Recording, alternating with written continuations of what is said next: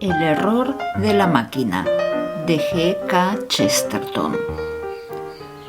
Flambeau y su amigo, el sacerdote, estaban sentados en el jardín del Temple a la caída de la tarde, y el ambiente que les rodeaba o alguna extraña influencia indujo su conversación a temas de procedimientos legales, del problema sobre el abuso que se hacía de los interrogatorios. Pasaron a tratar de la tortura romana y medieval, de las investigaciones judiciales de Francia y del llamado tercer grado de América. «He leído algo», dijo Flambeau, «acerca de ese método psicométrico de que tanto se habla, especialmente en Norteamérica. Ya sabe usted a qué me refiero. Colocan un pulsómetro en la muñeca de uno y ven cómo se altera el corazón al pronunciar ciertas palabras. ¿Qué le parece a usted?» «Muy interesante», replicó el padre Brown. «Me recuerda a aquella creencia tan extendida en la Edad Media de que la sangre del cadáver fluía si lo tocaba el asesino». «¿Quiere usted decir», preguntó su amigo, «que concede a los dos métodos igual valor?» «Creo que los dos están igualmente desprovistos de valor», replicó Brown. «La sangre fluye con más o menos fuerza de los cuerpos vivos o muertos por 1000 razones que nunca conoceremos. Y aunque corriera de la manera más caprichosa, nunca vería en ello una señal de que la he de verter». «El método», observó el otro, «ha sido garantizado por algunos de los más sabios americanos». «Qué sentimentalistas son los sabios», exclamó el padre Brown. «Y los sabios americanos aún deben serlo más. ¿A quién sino a los yanquis se les podría haber ocurrido probar algo por los latidos del corazón? Deben de ser tan sentimentales como los hombres que piensan que una mujer está enamorada de ellos porque se ruboriza. Eso no es más que una prueba de la circulación de la sangre descubierta por el inmortal Harvey, y una prueba bien curiosa, por cierto». «Pero una u otra cosa debe señalar», insistió Flambeau. «Es una desventaja que una varilla señale derecho a algún punto», contestó el otro. «¿Qué significa? Pues que el otro extremo señala al lado opuesto. Todo depende de que la coja usted por el lado derecho. He visto eso realizado hace tiempo y desde entonces nunca más he creído en ello». Y se puso a contar la historia de su desengaño.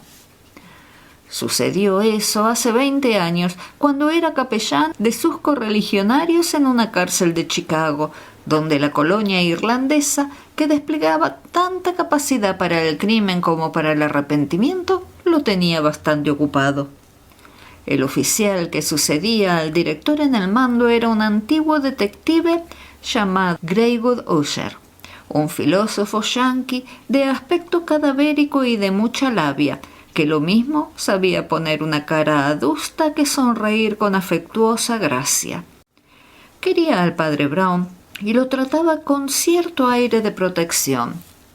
El padre Brown también le tenía afecto, aunque detestaba cordialmente sus ideas, que eran demasiado complicadas y defendidas con demasiada sencillez. Una tarde mandó llamar al sacerdote, quien, como de costumbre, se sentó en silencio al lado de una mesa llena de revistas y periódicos y esperó. El oficial cogió un recorte de diario y se lo alargó al clérigo para que lo leyera. Este lo hizo a conciencia. Era una separata de un periódico de los más rosa de la sociedad americana que decía lo siguiente: «El viudo más espléndido de la sociedad vuelve a desconcertarnos con sus banquetes caprichosos. Nuestros más selectos ciudadanos recordarán el banquete de los cochecillos con que el Astrid Todd logró en su palacio de Pilgrim's Pond que muchos de nuestros prominentes principiantes se sintieran más jóvenes de lo que eran por sus años. Tan elegante y más divertida para la florinata de nuestra sociedad resultó la merienda de caníbales celebrada el pasado año, en que los dulces aparecieron sarcásticamente modelados en forma de brazos y piernas humanas, y durante la cual nuestros más viejos ingenios pudieron prometer que iban a zamparse a su pareja.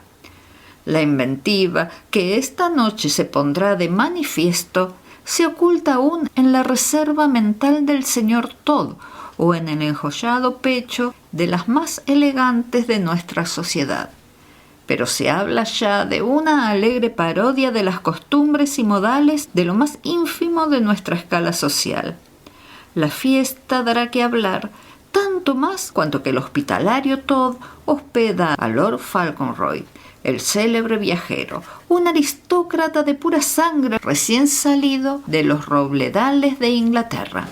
Lord Fauntleroy empezó a viajar antes de que se resucitase su antiguo título feudal.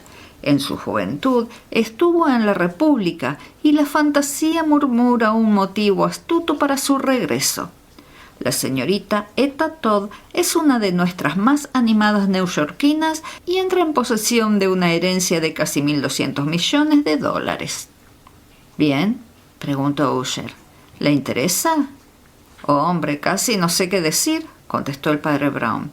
«En este momento no se me ocurre nada del mundo que me interese tampoco. Y a no ser que el justo enojo de la República haya decidido ahorcar al periodista que escribe así, no veo en qué puede interesarle a usted».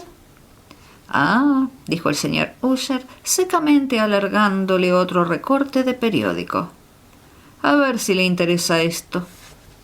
La separata se encabezaba de este modo: «Brutal asesinato de un guardián. El preso se da a la fuga». Y seguía.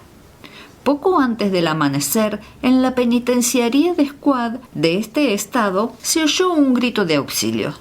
Las autoridades corrieron en la dirección del grito y hallaron el cadáver del guardián que vigila en lo alto del muro norte de la cárcel, el más alto y lo más difícil de saltar, razón por la cual se consideraba suficiente la vigilancia de un hombre. El desgraciado empleado había sido arrojado del muro, con el cráneo roto con un instrumento contundente, y su arma de fuego había desaparecido. Posteriores investigaciones demostraron que una de las celdas estaba vacía. La ocupaba antes un rufián mal encarado que decía llamarse Oscar Ryan. Estaba cumpliendo condena temporal por un asalto relativamente de poca importancia, pero daba a todos la impresión de que tenía un pasado muy negro y un futuro peligroso.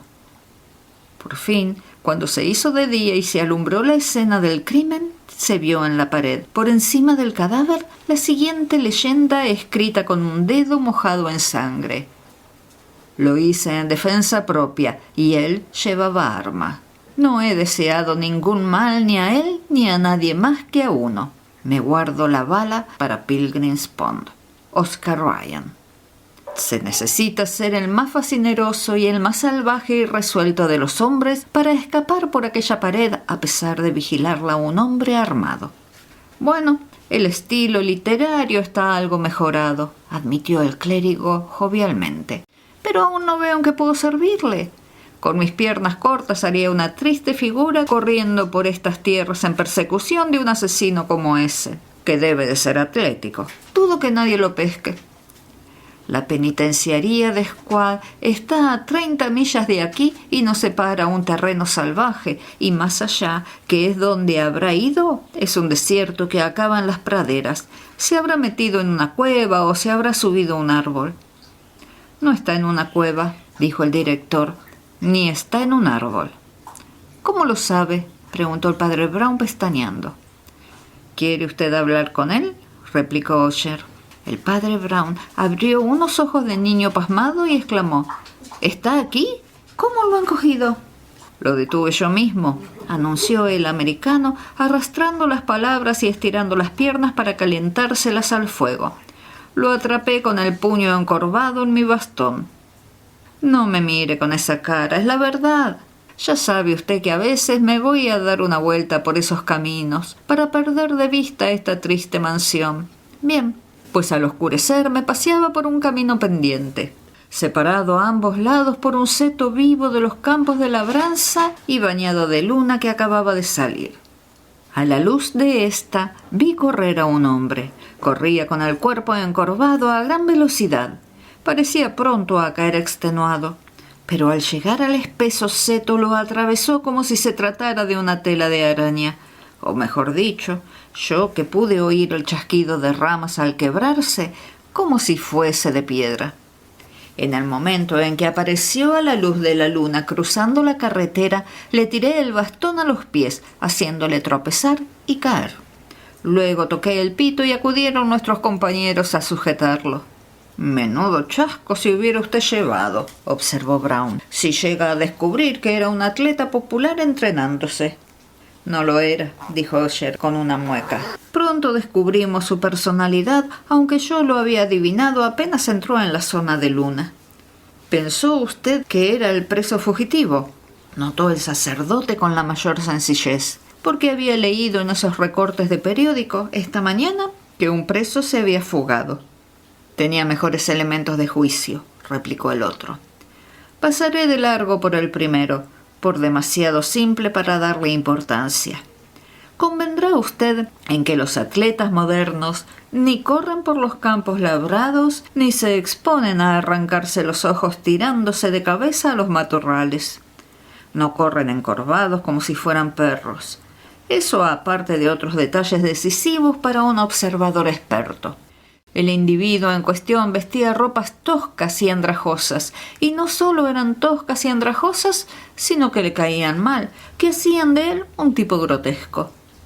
Aún visto a la escasa luz de la luna, el cuello de la chaqueta en que estaba hundida la cabeza le daba toda la semejanza de un giboso, y eran tan largas las mangas que parecían no tener manos.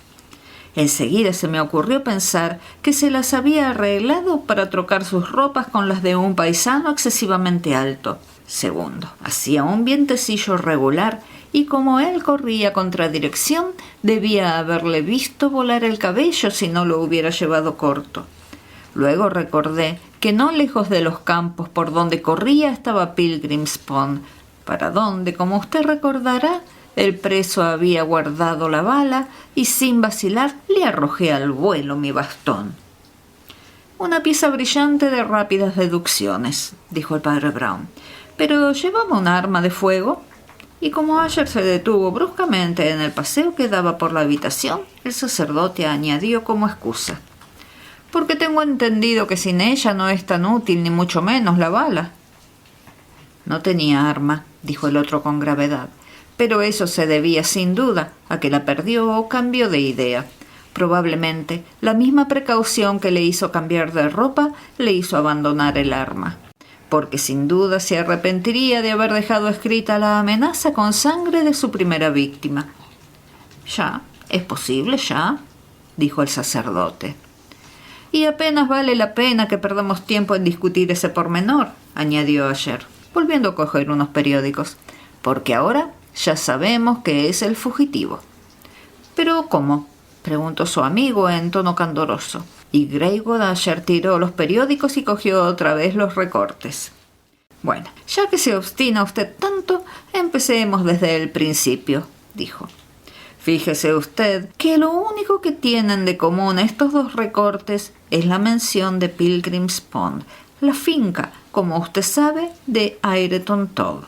También sabe usted que es hombre de extraordinario carácter, uno de los que se han hecho de la nada, que lo debe todo a su propio esfuerzo». Asintió el interlocutor. «Sí, ya lo sé. Con el petróleo, creo». «Como sea», dijo Usher. «La Street Todd tiene mucho que ver en ese negocio del aguardiente». Se asentó de nuevo junto al fuego y continuó hablando en aquel lenguaje fluido y llano que daba tanta claridad a su relato. «Ante todo, he de decirle que no hay en todo esto el menor misterio. Ni es misterioso ni siquiera raro que un pájaro de cuenta se acerque armado a Pilgrim's Pond. Nuestro pueblo no es como el inglés, que perdona a un hombre al haberse enriquecido mientras gaste dinero en hospitales o en caballos». Lastrick Todd se ha enriquecido por sus dotes excepcionales y sus mañas, y no hay duda de que muchos de aquellos a quienes ha demostrado sus habilidades querrían demostrarle las suyas disparándole un tiro. Todd puede caer bajo el golpe de cualquiera a quien ni siquiera haya visto nunca, de algún trabajador a quien despidió o de un empleado de escritorio en algún negocio que él haya estropeado. Lastrick es un hombre de grandes dotes intelectuales y de enorme prestigio, pero en este país las relaciones entre patronos y obreros están muy tirantes. Esto es lo que se ha de tener en cuenta, suponiendo que Ryan vino al Pilgrim's Pond a matar a Todd, que es lo que a mí me parecía antes de que otro descubrimiento de poca monta despertase el espíritu detectivesco que ya empezaba a dormir en mí. Cuando puse al detenido a buen recaudo, requerí otra vez mi bastón y me fui por la carretera que en una de sus revueltas me dejó ante una de las entradas laterales de la finca de Todd, la más próxima al estanque o laguna de la que recibe el nombre el palacio. Hace de eso 2 horas, y serían las 7 aproximadamente. La luna brillaba más que antes y yo podía ver perfectamente el surco de la luz que abría su reflejo en las aguas y en el légamo verdoso de sus orillas, en que dicen que nuestros abuelos solían caminar resbalando y haciendo equilibrio hasta que se hundían. No recuerdo exactamente el cuento, pero ya sabe usted a qué lugar me refiero. Cae al norte de la residencia de Todd, hacia el páramo, y crecen allí 2 árboles tan esmirriados y tristes que más parecen enormes cardos que frondosos árboles. Mientras contemplaba esta laguna caliginosa, me pareció ver la figura mal dibujada de un hombre que se movía desde la casa hacia allí, pero estaba demasiado lejos y neblinoso para cerciorarme del hecho y menos de los pormenores. Por otra parte, pronto distrajo mi atención otra cosa mucho más cercana. Me aproximé a la cerca, que está a la distancia de unas 200 yardas de una de las salas de la gran mansión y que afortunadamente tiene boquetes como exprofeso para que se pueda mirar desde fuera. En la masa oscura del ala izquierda se había abierto una puerta y una silueta se destacó negra en la luz interior. Era una persona embozada que se inclinaba como escrutando la noche. Cerró la puerta a su espalda y vi que llevaba una linterna que arrojó un haz de luz a las ropas de quien la llevaba. Me pareció que era una mujer, envuelta en una capa andrajosa y disfrazada, sin duda, para evitar que la conocieran. Había evidentemente algo misterioso, tanto en los andrajos como en la cautela observada por una persona que salía de aquellas salas forradas de oro. Avanzó con precaución por el sendero del jardín hasta acercarse a mí a una distancia de 50 yardas. Luego se detuvo un momento en un valante de césped que dominaba el lago y, levantando la linterna por encima de su cabeza, la movió 3 veces a uno y otro lado, como si diera una señal. Al moverla la segunda vez, un destello le azotó la cara que yo conocía. Estaba intensamente pálida y su cabeza se cubría con un chal plebeyo, seguramente prestado. Pero no podía equivocarme. Era Etta Todd, la hija del millonario. Rehizo el camino con el mismo misterio y la puerta se volvió a cerrar tras ella.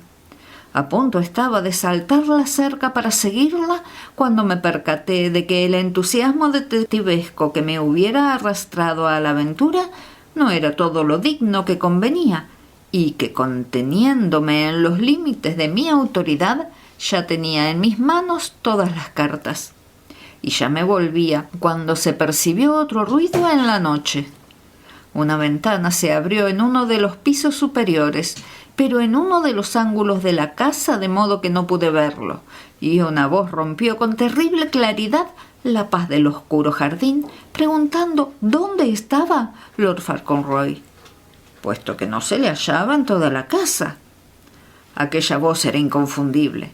La he oído en muchas asambleas. Era el mismo Ireton Todd. Algunos invitados que estaban en las ventanas de los pisos bajos o en las gradas del portal le gritaron que en Fauconroy se había ido a pasear por la orilla del lago 1 hora antes y no se le había vuelto a ver.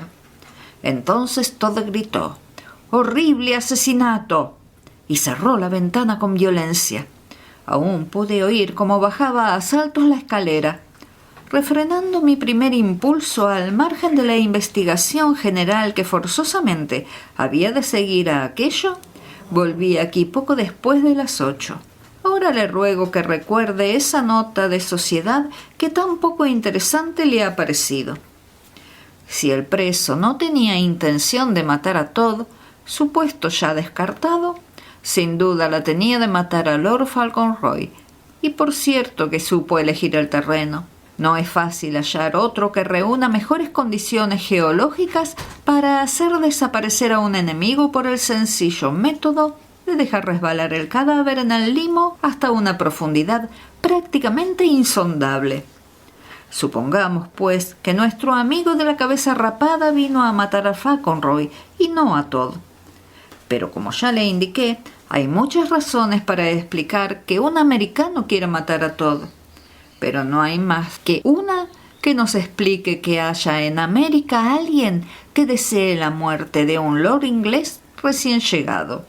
Y esa única razón se halla en el recorte del periódico color de rosa, y es que el lord viene a conquistar a la hija del millonario. Nuestro motilón, a pesar de sus ropas grotescas, debe de ser un pretendiente. Ya sé que esta deducción le ha de parecer chocante y aún ridícula, pero eso porque es usted inglés. Para usted es como si le dijese que la hija del arzobispo de Canterbury se casará en St. George con un barrendero licenciado de presidio. No juzga usted bien el poder trepador con que se han encaramado nuestros más conspicuos ciudadanos. Ve usted a un hombre bien portado, de cabello gris, en traje de etiqueta, con cierto aire de autoridad. Sabe que es un puntal del Estado y se figura que tiene padre. Se equivoca usted. No comprende que hace relativamente pocos años puede haber vivido en una casa de huéspedes y probablemente en la cárcel. Muchos de nuestros más influyentes ciudadanos no solo han medrado recientemente, sino relativamente tarde. La hija de Todd tenía ya 18 años cuando su padre empezó a amontonar dinero, de modo que nada tiene de imposible que la rondara a alguien en su pasada vida, menos holgada, ni que ella misma le correspondiera, como pienso que hubo de ser, a juzgar por el manejo de la linterna. Y en tal caso, la mano que sostenía la linterna puede tener alguna relación con la mano que empuñó el arma. Este asunto, señor, hará mucho ruido. Bien, dijo el cura con paciencia. ¿Y qué hizo usted luego? Reconozco que no tendrá su aprobación, porque sé que usted se opone a la marcha de la ciencia en esta materia. Tomé toda clase de precauciones y quizá llevé mi discreción a extremos exagerados, y me pareció una oportunidad excelente para probar la máquina psicométrica de la que le hablé. Ahora puedo darle mi opinión de que la máquina no puede mentir. Ninguna máquina puede mentir, dijo el padre Brown, ni decir la verdad. En este caso la dijo, como lo demostraré, afirmó Usher convencido. Hice sentar a ese individuo, tal como iba vestido, en un sillón, y procedí sencillamente a escribir palabras en una pizarra, observando las alteraciones de su pulso. La treta consiste en introducir algunas palabras relacionadas con el crimen entre una lista de nombres que nada tienen que ver, pero que guarden entre sí una cierta relación. Así como yo escribí garza, águila, lechuza, cuando escribí falcón, le vi enormemente agitado y al añadir una R, la aguja del instrumento llegó al tope. ¿Quién en esta república tendría motivo para alarmarse ante el nombre de un inglés recién llegado como Fauconroy, sino el hombre que lo mató? ¿No es esta mejor prueba que las declaraciones de los testigos, la prueba de una máquina segura y digna de confianza? No olvide usted, observó su compañero, que la máquina, por segura que sea, siempre está puesta en movimiento por una máquina insegura y poco digna de confianza. ¿Qué quiere decir?, preguntó el detective. Me refiero al hombre, dijo el padre Brown, la máquina más insegura que conozco. No deseo ser rudo, ni pretendo que se considere al hombre como una descripción ofensiva o descuidada de sí mismo. Dice usted que observó sus alteraciones, pero ¿cómo sabe que no se equivocó usted al hacerlo? Dice que las palabras han de tener cierta relación y que se han de escribir de la manera más natural. ¿Está seguro de haberlo hecho de una manera natural? ¿Cómo sabe que él, a su vez, no observaba las alteraciones que en usted se producían? ¿Quién nos prueba que no estaba usted enormemente agitado? ¿Había otra máquina atada a su muñeca? Le aseguro, gritó el americano muy excitado, que yo estaba fresco como una lechuga. Los criminales también pueden estar frescos como una lechuga, replicó el padre Brown sonriendo, y tan serenos como usted mismo. Pero este no lo estaba, dijo Usher tirando los periódicos. Oh, me fatiga usted. Lo siento, dijo el otro. No hago más que insinuar lo que me parece razonablemente posible. Si usted pudo descubrir por sus inmutaciones cuándo llegaba la palabra que podía llevarlo a la horca, ¿por qué no había de poder él decir por las de usted lo mismo? Antes de ahorcar a nadie, exigiría yo algo más que palabras. Usher golpeó la mesa y se levantó con aire de colérico triunfo. «Y eso es lo que voy a darle», gritó. «Probé antes la máquina para comprobarla luego con otras cosas y la máquina, señor, es veraz». Hizo una pausa y prosiguió menos excitado. «Solo quiero insistir, si es preciso, en que no hice nada que se apartase de la conciencia experimental». No había contra el hombre ninguna prueba directa. Sus ropas no le caían bien, como he dicho, pero al menos eran de mejor calidad que las usadas por la gente de los bajos fondos a las que sin duda él pertenecía. Además, aunque se había ensuciado y arañado arrastrándose por los setos, el hombre estaba relativamente limpio. Esto no quería decir otra cosa, claro, que había salido recientemente de la cárcel, pero me hizo pensar en el pobre respetable que se desvive por presentarse aseado. Sus modales, me veo obligado a confesarlo, estaban en armonía con los de la clase proletaria. Se mantenía silencioso y digno como los de su clase, parecía tener un grave resentimiento y se mostraba ignorante del crimen y de todo lo demás. Solo manifestaba una arisca impaciencia porque vinieran a sacarle del mal paso en que se había metido. Me pregunté más de una vez si podría telefonear a un abogado que le había ayudado hacía tiempo en un pleito comercial, y se comportaba en todos los sentidos como si fuese un inocente. No había contra él otra cosa que aquella aguja del cuadrante de mi infalible máquina que señaló puntualmente la alteración de su pulso. Sí, señor, la máquina emitió su juicio y no se equivocó. Cuando salí con él del laboratorio al vestíbulo donde esperaba mucha gente el turno para ser examinada, creo que estaba más o menos decidido a sincerarse poniendo en claro las cosas mediante una confesión.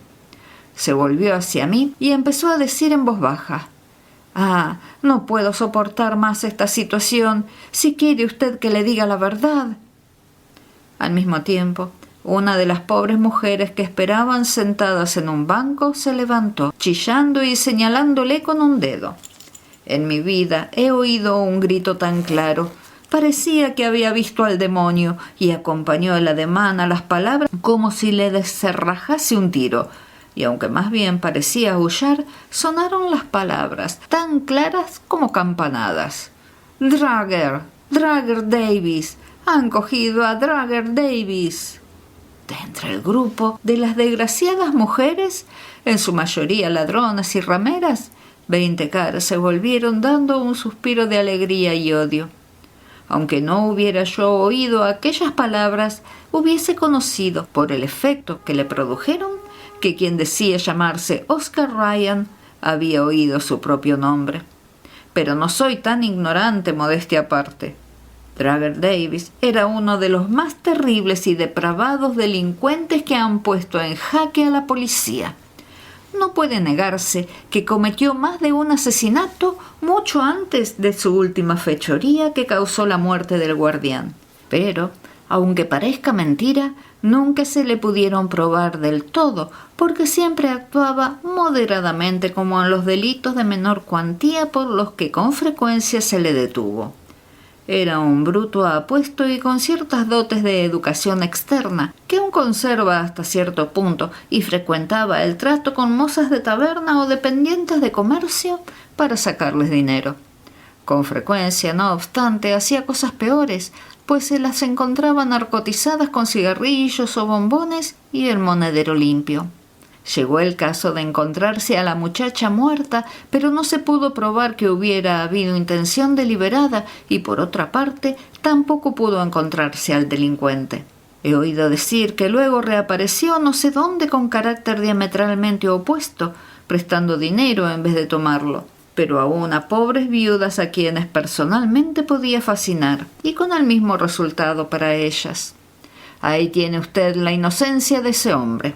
Y desde entonces lo han reconocido 4 delincuentes y 3 guardianes, confirmando lo que le cuento. Después de esto, ¿qué tiene usted que decir de mi pobre máquina? ¿Lo ha descubierto la máquina o prefiere usted decir que aquella mujer y yo lo hemos descubierto? En cuanto a lo que usted ha hecho, replicó el padre Brown levantándose y sacudiéndose, le digo que lo ha salvado de la silla eléctrica. No creo que maten a Dragger Davis por esa vaga historia del envenenamiento, y en cuanto al preso que mató al guardián, resulta para mí evidente que no lo ha detenido usted. Al menos el señor Davis es inocente de ese crimen. ¿Qué quiere decir con eso?, preguntó el otro. ¿Por qué ha de ser inocente de ese crimen? Pues válgame Dios, exclamó el hombrecito en uno de sus momentos de entusiasmo, porque es culpable de los otros crímenes. No comprendo cómo son ustedes así. ¿Les parece que todas las faltas se hallan reunidas en un hombre como en un saco? Habla usted como si un tacaño el lunes fuese un manirroto el jueves. ¿Me cuenta usted que ese hombre que tiene ahí detenido se pasaba las semanas y los meses sacando a mujeres pobres pequeñas sumas, que se valía de narcóticos en los mejores casos y de venenos en los peores, que luego se convirtió en prestamista de la más baja estofa y timó a gente menesterosa por un procedimiento tan lento y pacífico? Convengamos en ello, admitamos, para dar fuerza al argumento, que hizo todo eso. Si es cierto que lo hizo, le diré yo lo que no hizo. No se arrojó desde un muro contra un guardián armado. No escribió en la pared con su propia mano suponiendo que lo hiciese.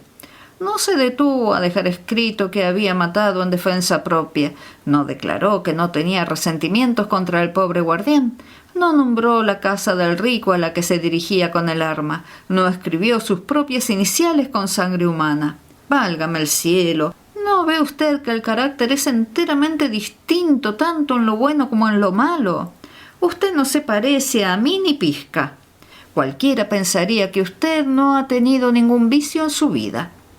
El atónito americano abría ya la boca para protestar cuando la puerta de su despacho particular vibró golpeada con una fuerza y una falta de consideración a la que no estaba acostumbrado, y se abrió de par en par antes de que Greywood Asher llegara a la conclusión de que el padre Brown se había vuelto loco.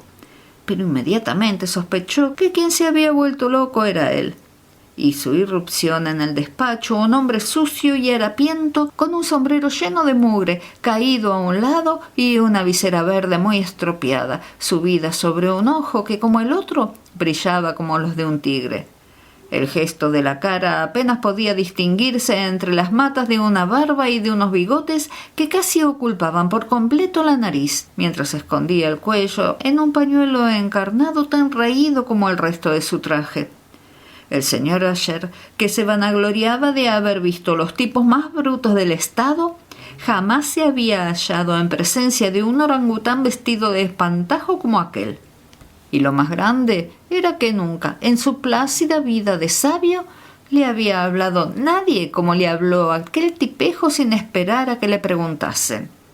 Oiga usted, amigo Usher, vociferó aquel hombre.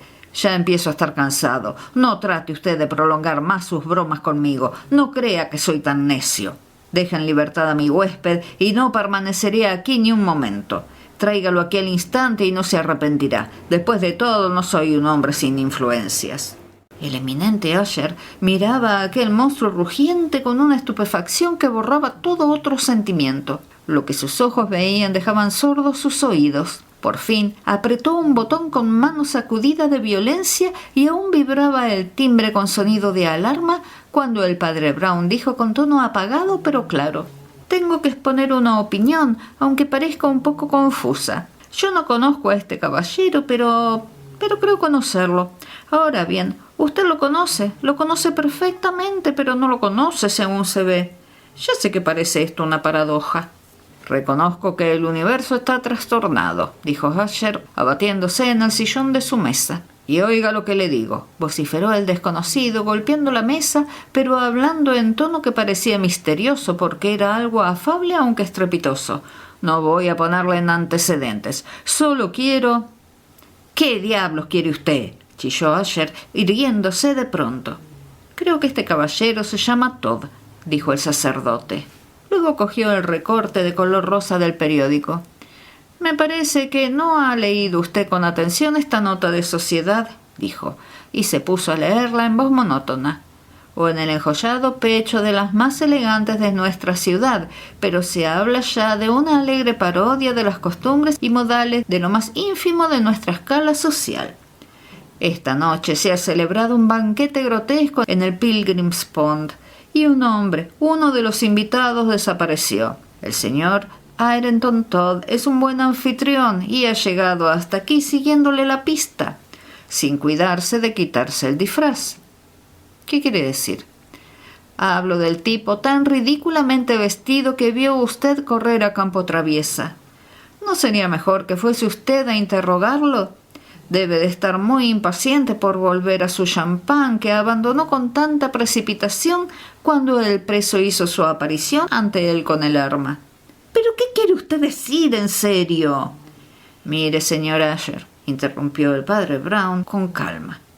«Dice usted que la máquina no puede equivocarse, y en cierto modo no se equivocó.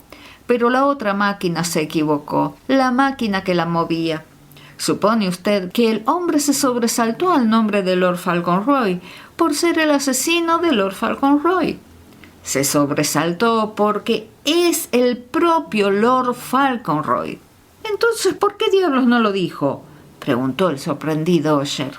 «Porque creyó que aquella exhibición de pánico era poco patricia», repuso el sacerdote, «y por eso trató de ocultar su nombre al principio».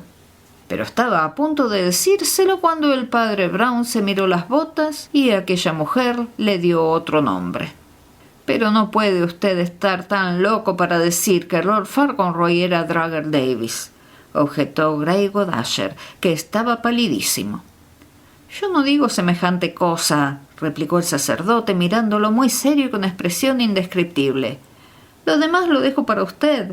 Su recorte dice que el título ha sido recientemente desenterrado a su favor, pero los diarios son muy poco dignos de confianza. Dice que estuvo en los Estados Unidos en su juventud, pero toda esa historia es muy extraña. Davis y Fauntleroy son dos tipos bastante cobardes, pero así son muchos hombres. Yo no ahorcaría a un perro por lo que opine acerca de esto. Pero creo», siguió diciendo en tono afable y reflexivo, «que ustedes, los norteamericanos, son excesivamente modestos. Creo que idealizan ustedes a la aristocracia inglesa, aun suponiendo que sea tal aristocracia. Ven ustedes a un inglés bien parecido y en traje de etiqueta. Saben ustedes que es un miembro de la Cámara de los Lores y se figuran que tiene padre. Muchos de nuestros nobles influyentes no solo han medrado recientemente, sino...» «¡Oh, basta!», gritó Greenwood Usher, agitando nervioso una mano esquelética contra la sombra de ironía que había en la cara del otro. «No pierda el tiempo hablando con este loco», exclamó Todd rudamente. «Lléveme al lado de mi amigo». Al día siguiente, El padre Brown se presentó con la misma expresión de gravedad y un retazo de color de rosa en la mano. «Sospecho que no es usted un asiduo lector de las notas de sociedad», dijo, «pero esta quizá le interese». Usher leyó el título: «Jaraneros de Lastrick extraviados. Divertido incidente cerca de Pilgrim's Pond».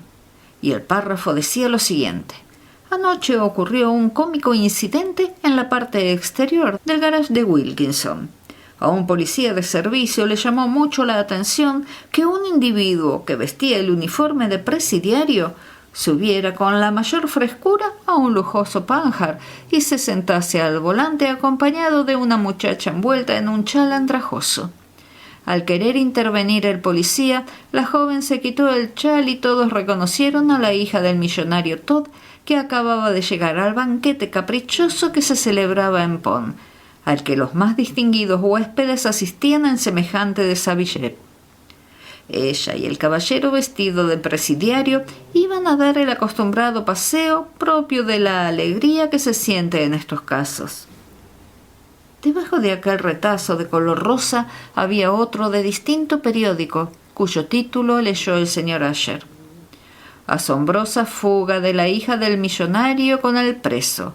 Ella había ideado el banquete extravagante. Ahora están a salvo en...». El señor Greywood levantó los ojos, pero el padre Brown había desaparecido.